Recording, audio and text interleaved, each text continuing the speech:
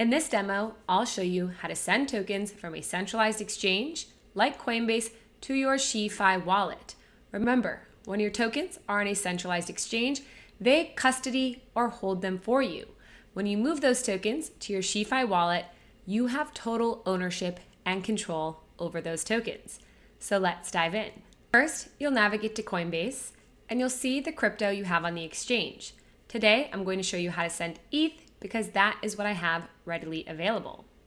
Next, you'll click My Assets in the left-hand side. This will pull up your crypto. Then, you'll select the three dots on the right of Ethereum. You'll see the options to buy, sell, convert, send, and receive.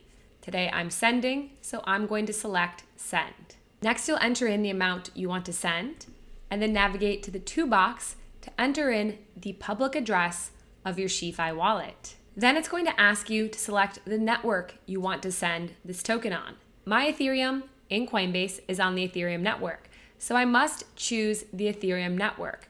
Choose the corresponding network that your token is on. Then I'll enter the address of my SheFi wallet. Once I've entered the address of my SheFi wallet, a green check will appear if it's a legitimate address to send the ETH to.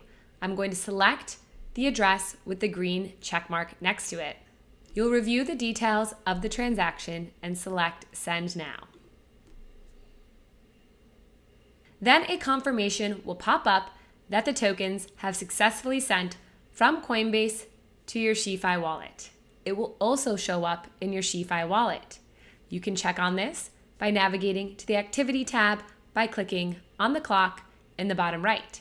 You can see here that $8.01 have successfully arrived in my wallet. And that is how you send tokens from a centralized exchange to your SheFi wallet. You can send any token that the SheFi wallet supports. Today, I sent Ethereum, but if you want to start with Celo and send Celo from Coinbase to your SheFi wallet, you can do that as well.